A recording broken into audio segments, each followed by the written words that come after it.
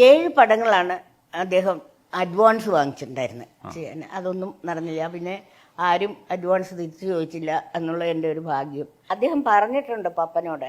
ഒരു ചൊവ്വാഴ്ചയാണ് ഇവിടുന്ന് പോകുന്നത്. അന്ന് പപ്പനോട് പറഞ്ഞു, മോനെ നീ ജീവിതത്തിൽ ഒരിക്കലും സിനിമ ഡയറക്റ്റ് ചെയ്യാൻ പോകരുത്, മനസ്സിനൊരിക്കലും സമാധാനം കിട്ടില്ല എന്ന്. അതുകൊണ്ട് തന്നെ അവൻ ഡയറക്റ്റ് ചെയ്തിട്ടില്ലല്ലോ. ഡയറക്റ്റ് ചെയ്യാൻ അവന് ഏഷ്യാനെല്ലാം ജോലിയായിട്ട് നിൽക്കുകയല്ലേ. ഒരുപാട് ഓഫറൊക്കെ വന്നിട്ടുണ്ട് അവന് പലപ്പോഴും. എഴുതിയിട്ടുണ്ട്, തിരക്കഥ എഴുതിയിട്ടില്ല. ഡയറക്റ്റ് ചെയ്യാൻ പോകരുതെന്നേ പറഞ്ഞിട്ടുള്ളൂ, എഴുതണ്ടെന്ന് പറഞ്ഞിട്ടില്ല. അതവൻ്റെ മനസ്സിലെപ്പോഴും ഉണ്ട്. കഴിയണതും ഡയറക്റ്റ് ചെയ്യില്ല എന്നൊക്കെ. ഇനി ദൈവം എന്താ നിശ്ചയിച്ചിരിക്കണമെന്ന് നമുക്കറിയില്ല. എങ്കിലും അച്ഛൻ്റെ വാക്കുകൾ എപ്പോഴും അവൻ്റെ മനസ്സിലുണ്ട്. പെരുവഴിയമ്പലം ഇതേപോലെ നാഷണൽ അവാർഡ് വിന്നിംഗ് ഫിലിമാണ്. ഒരുപക്ഷെ ആ കാലഘട്ടത്തിൽ ഈ കാലഘട്ടത്തിലും സംസാരിക്കപ്പെടുന്ന സിനിമകളുടെ കൂട്ടത്തിലുണ്ട്. ഇതേപോലെ മറ്റൊരു അവസ്ഥയിലാണ്, അതൊരു അക്കാഡമിക് തരത്തിലാണ് അത് സംസാരിക്കുന്നത്. അശോകനെ പോലെ വളരെ അടുത്ത കാലം വരെ ആ പെരുവഴിയമ്പലം എഴുതിയ അതിന് ശത്രുത അതുപോലെ നിലനിൽക്കുന്നുണ്ടായിരുന്നു. സിനിമകളെ കുറിച്ച് ചോദിച്ചാൽ തീരാത്തത്രയും സിനിമകളുണ്ട്. പക്ഷേ നമുക്ക് ഒഴിവാക്കാൻ പറ്റാത്തൊരു സിനിമയാണ് രതി നിർവേദം. അത് സംവിധാന മികവ് കൊണ്ട് ഭരതൻ ഗംഭീരമാക്കിയിട്ടുണ്ട്. പക്ഷെ അത് ക്യാരക്ടർ പ്രസന്റേഷൻ ഇല്ലെങ്കിൽ ആ കാലഘട്ടത്തിൽ അങ്ങനെ ഒരു കഥ പറയണമെന്ന് തോന്നിയത് അന്നൊരു പുതുമയായിരുന്നു അത്.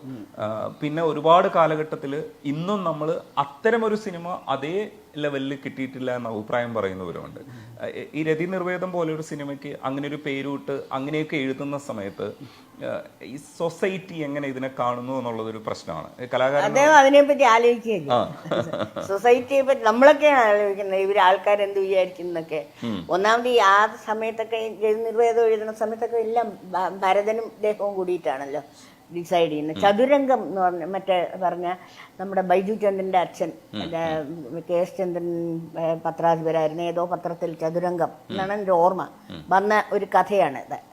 അതിനെ സിനിമയാക്കാൻ തീരുമാനിച്ച ഭരതന്റെ ബോൾഡ്നെസ്സാണ്. അവര് പിന്നെ അതിന്റെ പുറകിൽ എന്തൊക്കെ ചെയ്തു എന്ന് എനിക്ക് വലുതായി. എൻ്റെ ആ തിരക്കഥ എഴുതിയ പടങ്ങളുടെ ഒന്നും ഷൂട്ടിങ്ങിനെ കുറിച്ചോ അതിനെക്കുറിച്ചൊന്നും എനിക്ക് വലിയ അറിവില്ല. അദ്ദേഹം തന്നെത്താൻ ഷൂട്ട് ചെയ്ത പടങ്ങളെ കുറിച്ച് വലതുമൊക്കെ എനിക്ക് അതും ഇപ്പോഴും പലതും ഞാൻ മറന്നും പോയി.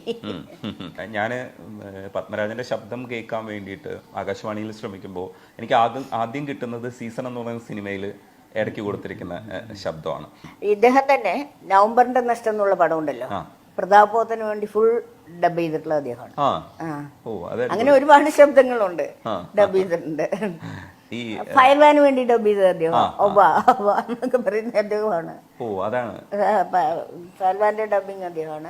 ഒരുപാട് പടങ്ങളിൽ ഡബ് ചെയ്തിട്ടുണ്ട്. ഡബ് ചെയ്തിട്ട് അദ്ദേഹം മാത്രമല്ല, ഞാനും മോളും എല്ലാ